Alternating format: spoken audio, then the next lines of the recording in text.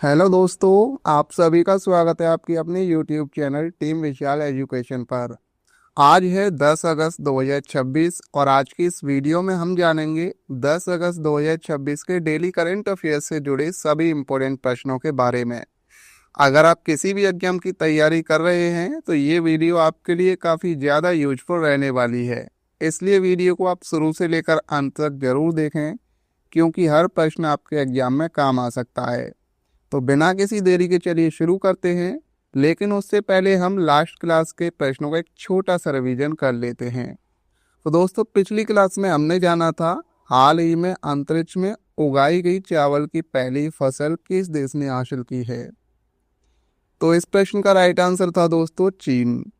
हाल ही में पवन हंस ने किस देश की नोएमी एरोस्पेस के साथ समझौता किया है, तो ये नॉर्वे।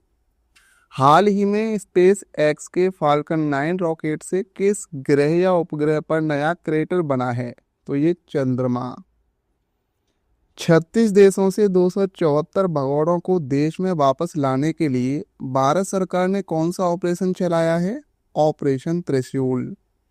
हाल ही में ब्रिक्स वेब्स बाजार कहां पर शुरू हुआ है, तो ये महाराष्ट्र के मुंबई में शुरू हुआ है। हाल ही में कैबिनेट ने कॉम्प्रेस्ड बायोगैस के लिए नेशनल यूनिफाइड स्कीम गोवर्धन के लिए कितने बजट की मंजूरी दी है, तो ये मंजूरी दी है दोस्तों 23,731 करोड़ रुपए की।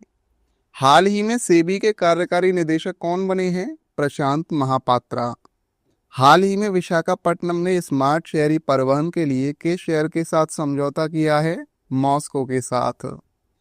हाल ही में भारतीय नौसेना ने 5वां diving support craft DSC A24 कहां पर लॉन्च किया है, कोलकाता में। हाल ही में शोधकर्ताओं ने सी हॉर्स की नई प्रजाति हिप्पोकैम्पस अमांडा विंसेंटे की खोज कहां पर की है, तो ये की है दोस्तों केरल में। अब आते हैं हम आज के करंट के प्रश्नों की ओर। पहला प्रश्न है आज का हमारा, हाल ही में अंतर्राष्ट्रीय अंतरिक्ष स्टेशन पर स्पेस वॉक करने वाले तीसरे भारतीय मूल के अंतरिक्ष यात्री कौन बने हैं। इस प्रश्न का राइट आंसर है दोस्तों ऑप्शन बी, अनिल मेनन। दोस्तों, अनिल मेनन नासा के भारतीय मूल के अंतरिक्ष यात्री हैं। उन्होंने ISS के बाहर जाकर अंतरिक्ष में आवश्यक तकनीक कार्य किए हैं। इससे वे भारतीय मूल के उन अंतरिक्ष यात्रियों की सूची में शामिल हो गए हैं जिन्होंने स्पेस वॉक किया है। उपलब्धि है तीसरे भारतीय मूल के अंतरिक्ष यात्री जिन्होंने स्पेस वॉक किया, और स्पेस वॉक का वैज्ञानिक नाम है EVA यानी एक्स्ट्रा वेहिकुलर एक्टिविटी। नेक्स्ट प्रश्न है, हाल ही में भारत की पहली महिला टॉप गन पायलट कौन बनी है। इस प्रश्न का राइट आंसर है दोस्तों ऑप्शन बी, भावना कंठ। दोस्तों, भावना कंठ भारतीय वायुसेना की पहली पायलट बनी हैं, पहली महिला पायलट बनी हैं जिन्होंने फाइटर कॉम्बैट लीडर कोर्स पूरा करके टॉप गन का दर्जा हासिल किया है, और यह उपलब्धि 2026 में मिली है। टॉप गन का मतलब क्या होता है कि यहाँ ऐसी पायलट से हैं जिसे उन्नत हवाई युद्ध हथियारों के इस्तेमाल, एयर कॉम्बैट रणनीति और मिशन प्लानिंग में विशेष प्रशिक्षण प्राप्त हो। इम्पोर्टेंट पॉइंट को देखें तो भावना कंठ अवनी चतुर्वेदी और मोहना सिंह के साथ भारतीय वायुसेना की पहली महिला फाइटर पायलटों के शुरुआती बैच का हिस्सा थी।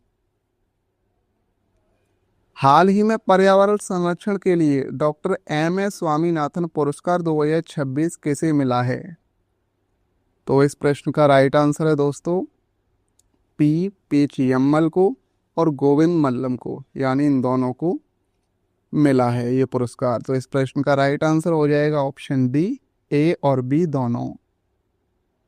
दोस्तों, P पेचियम्बल और गोविंद मल्लम को दोनों को पर्यावरण संरक्षण में उनके योगदान के लिए डॉक्टर MS स्वामीनाथन पुरस्कार 2026 से सम्मानित किया गया है। P पेचियम्बल समुद्र तटों से छोड़े गए मछली पकड़ने के जाल और समुद्री कचरे को हटाकर समुद्री प्रदूषण कम करने में योगदान के लिए उन्हें डॉक्टर एम एस स्वामीनाथन पुरस्कार 2026 से सम्मानित किया गया है। और गोविंदम मल को सतत कृषि और किसानों को बेहतर कृषि पद्धतियों के लिए प्रोत्साहित करने में योगदान के लिए उन्हें डॉक्टर एम एस स्वामीनाथन पुरस्कार 2026 से सम्मानित किया गया है। और दोस्तों, डॉक्टर एम एस स्वामीनाथन को भारत की हरित क्रांति का जनक माना जाता है। उन्हें 2024 में मरणोपरांत भारत रत्न से भी सम्मानित किया गया था। हाल ही में नेटफ्लिक्स ने भारत की फिल्मिंग लोकेशन को प्रमोट करने के लिए एएस सीन और नेटफ्लिक्स पोर्टल किसके सहयोग से लॉन्च किया है? तो राइट आंसर है इस प्रश्न का ऑप्शन ए, पर्यटन और संस्कृति मंत्रालय। नेटफ्लिक्स ने भारत सरकार के पर्यटन एवं संस्कृति मंत्रालय के सहयोग से एस सीन और नेटफ्लिक्स पोर्टल शुरू किया है और इसका उद्देश्य फिल्मों और वेब सीरीज में दिखाई गई भारत की खूबसूरत जगहों को पर्यटन स्थलों के रूप में प्रमोट करना है। उदाहरण के लिए, अगर किसी फिल्म में कोई खूबसूरत किला, शहर या फिर प्राकृतिक स्थान दिखाया गया है तो पोर्टल लोगों को उस जगह के बारे में जानकारी देकर वहां घूमने के लिए प्रेरित करेगा। हाल ही में राष्ट्रपति ने किसे संत कबीर हैंडलूम अवार्ड से सम्मानित किया है? तो दोस्तों, ये राम मेहर, रोनिमा चेतिया चौधरी और शाह मोहम्मद अंसारी, इन सभी को सम्मानित किया है। तो इस प्रश्न का राइट आंसर हो जाएगा ऑप्शन डी, उपर्युक्त सभी। राष्ट्रपति ने राम मेहर, रोनिमा चेतिया चौधरी और शाह मोहम्मद अंसारी को संत कबीर हैंडलूम अवार्ड से सम्मानित किया है। यह पुरस्कार भारत की हथकरघा कला, बुनकारों की कुशलता और पारंपरिक बुनाई तकनीकों में उत्कृष्ट योगदान के लिए दिया जाता है। इम्पोर्टेंट पॉइंट को देखें तो संत कबीर हैंडलूम अवार्ड का नाम महान संत कबीर दास के नाम पर रखा गया है। इसका उद्देश्य भारत की पारंपरिक हथकरघा विरासत को संरक्षित करना और उत्कृष्ट बुनकरों को प्रोत्साहित करना है। नेक्स्ट प्रश्न है, हाल ही में FISU world university squash championship 2026 में भारत के लिए पहला स्वर्ण पदक किसने जीता है? तो इस प्रश्न का राइट आंसर है दोस्तों ऑप्शन ए, सूरज कुमार चंद ने। दोस्तों, सूरज कुमार चंद ने 2026 की FISU world university squash championship में पुरुष एकल का स्वर्ण पदक जीतकर भारत के लिए इस चैंपियनशिप का पहला गोल्ड मेडल हासिल किया है और उन्होंने फाइनल में हंगरी के बेनेडिक्ट टाकाच को हराया है। हाल ही में 10वीं ब्रिक्स उद्योग मंत्रियों की बैठक कहां पर हुई है? तो इस प्रश्न का राइट आंसर है राजस्थान के जयपुर में हुई है। दोस्तों, 10वीं ब्रिक्स उद्योग मंत्रियों की बैठक 6 से 7 अगस्त 2026 को जयपुर राजस्थान में आयोजित हुई है।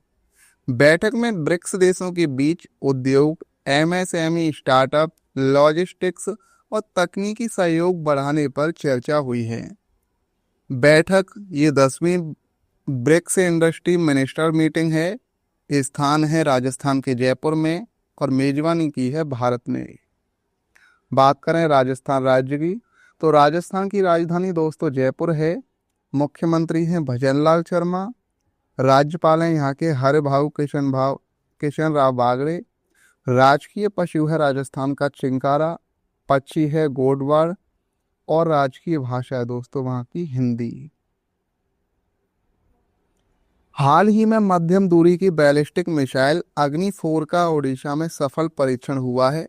इस मिसाइल की मारक क्षमता रेंज कितनी है? तो इसकी मारक क्षमता है दोस्तों 4000 किलोमीटर। अग्नि-4 भारत की मध्यम दूरी की बैलिस्टिक मिसाइल है।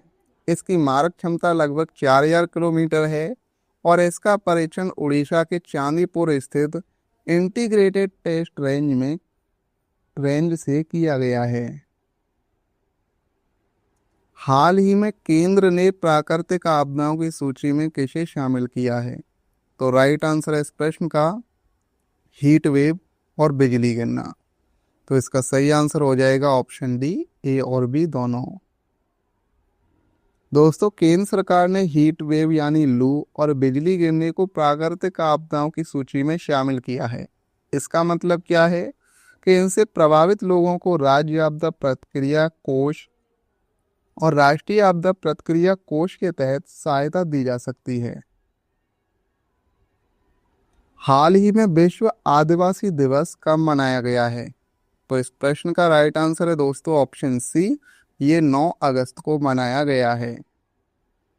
विश्व आदिवासी दिवस को आधिकारिक रूप से international day of the world's indigenous peoples कहा जाता है और यह हर साल 9 अगस्त को मनाया जाता है।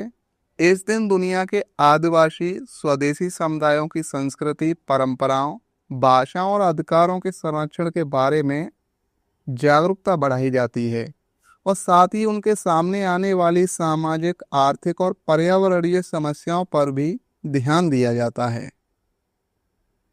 तो दोस्तों, आज की इस वीडियो में हमने 10 अगस्त 2026 के करंट अफेयर्स के प्रश्नों को विस्तार से समझा है। अगर ये वीडियो आपके लिए हेल्पफुल रही हो तो वीडियो को लाइक करें, शेयर करें और चैनल को सब्सक्राइब करना ना भूलें। तो चलिए मिलते हैं एक और नई वीडियो के साथ। धन्यवाद। जय हिंद।